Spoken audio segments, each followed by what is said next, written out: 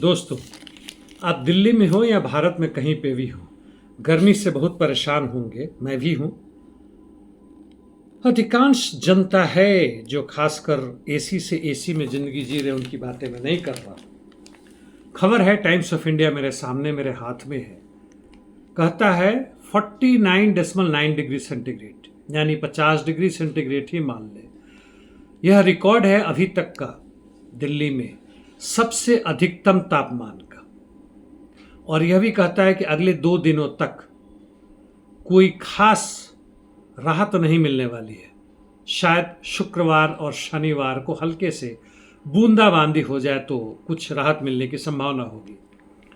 कुछ और जगहों का तापमान चुरू यानी राजस्थान में 50.5 डिग्री सेंटीग्रेड, सिरसा यानी हरियाणा में 50.3, गंगाधर फिर से राजस्थान 49.4, झांसी यानी उत्तर प्रदेश 49 और पिलानी यानी वह भी राजस्थान में 49 डिग्री सेंटीग्रेड। इतना ही नहीं, दिल्ली वासियों को यह भी है कि AQI यानी एयर क्वालिटी इंडेक्स, यह भी 240 से 250 के बीच में घूम रहा है, यानी खतरनाक स्थिति पे है। गर्मी से क्या परेशानियां हो सकती हैं या बीमारी हो सकती हैं, वातावरण प्रदूषण के कारण क्या हो सकती है, आपको मालूम है। इस पर मैं ज़्यादा बातें नहीं करूंगा। और यह रिकॉर्ड भारत में जो बन रहा है, दिल्ली नहीं पूरे भारत में बन रहा है, पूरे विश्व में बन रहा है। पाश्चात्य देशों में जाए वहां भी हो रहा है। और हर वर्ष इसके बावजूद कि दुनिया की बड़ी बड़ी ताकतें, सरकारें, NGOs, व्यक्तिगत रूप से कई दल, पार्टियां सब लगी पड़ी हैं कि पृथ्वी के वातावरण को कंट्रोल में करें। इनका लक्ष्य 1.5 डिग्री सेंटीग्रेड, यानी जब इंडस्ट्रियल रिवॉल्यूशन, औद्योगिक क्रांति इंग्लैंड और अन्य देशों में आसपास में हुआ था, यूरोप में, उस समय जो तापमान था उससे अधिक से अधिक हम 1.5 डिग्री सेंटीग्रेड आगे बढ़ने देंगे उसके 100 इस 21वीं शताब्दी के अंत तक। ऐसा कुछ नज़ारा नहीं आ रहा है। बहुत सारे इनकी मीटिंग होते हैं, हर वर्ष होते हैं, कॉप करके है, यूनाइटेड नेशंस की तरफ से होता है वातावरण के ऊपर। बड़े बड़े लोग जाते हैं, वैसे ही होता है जैसे G7, G20 होता है। बड़ी आवोभगत होती है, करोड़ों नहीं अरबों अरब डॉलर खर्च होते हैं, इन्हें मिलता भी है। और अपने देश की तरफ से कुछ न कुछ विचार देने को जाते हैं।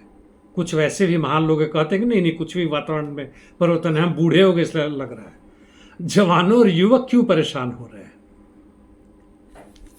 दोस्तों, पूरे दुनिया का वातावरण एक ऐसी स्थिति में पहुंच रहा है जहां ओजोन लेयर, यानी वह लेयर जहां ऑक्सीजन के टूटने से जो O3 या ओजोन लेयर बनता है स्ट्रेटोस्फेयर के और ऊपरी लेयर में, जो सूर्य से वैसे किरणों को आने से रोकता है जो खतरनाक है इंसान और प्राणी के लिए, जीव जंतु के लिए पृथ्वी पे, वह उसमें भी छेद हो रहे, बड़े बड़े जगह वो खत्म हो रहे हैं।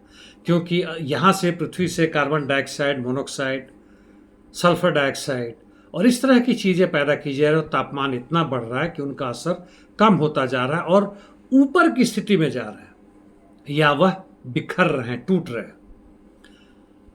एक अनुमान के हिसाब से 2050 तक आते आते स्थिति ये हो जाएगी पूरे विश्व में कि तापमान 50 डिग्री सेंटीग्रेड सामान्य हो जाएगा, 55 से ऊपर चले जाएगा। वैसी हालत में सामान्य रूप से जो एयर कंडीशन आजकल के हालत में रहते हैं वह उन पर असर नहीं करेगा।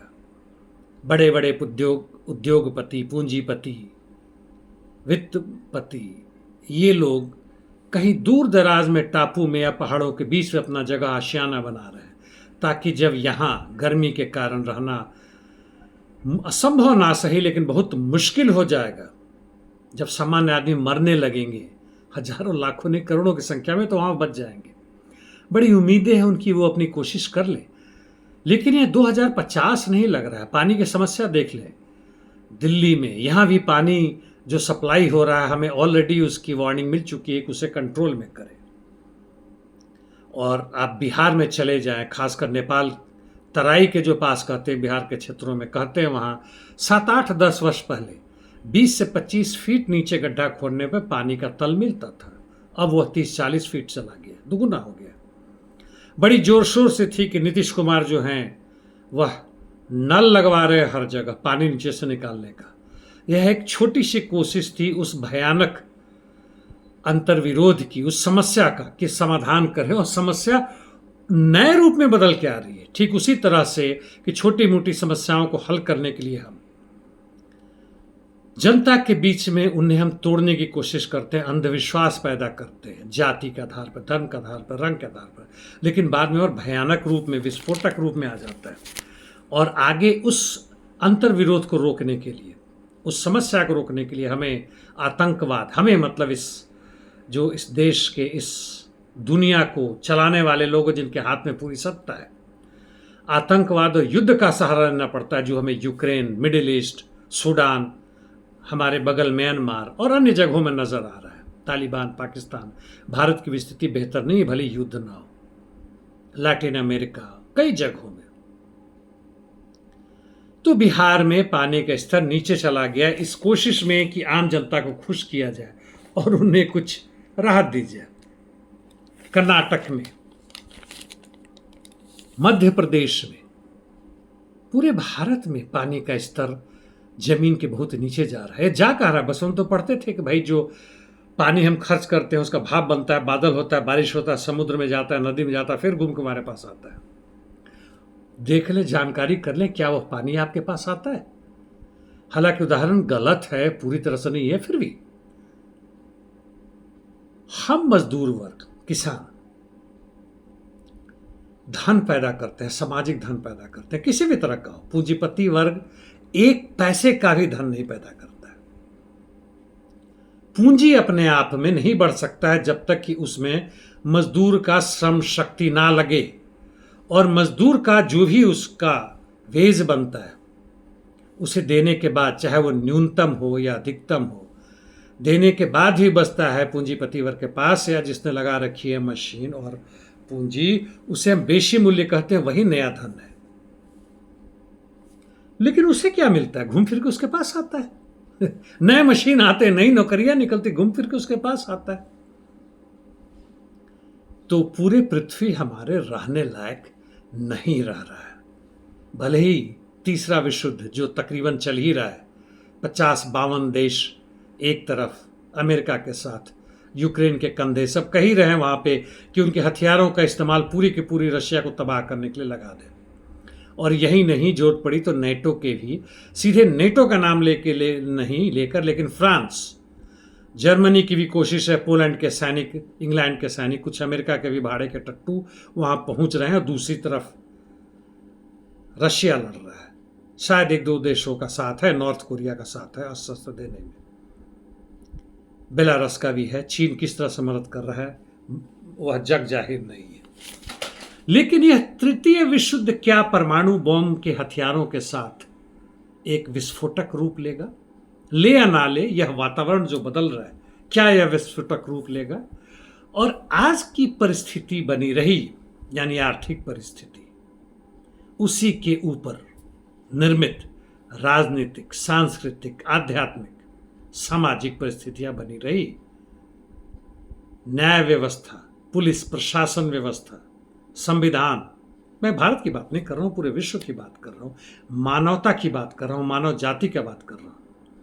यदि ऐसी परिस्थितियां बनी रही जहां पूरे दुनिया का तापमान उस बिंदु पे पहुंच रहा है जहां से हम वापस नहीं कर पाएंगे,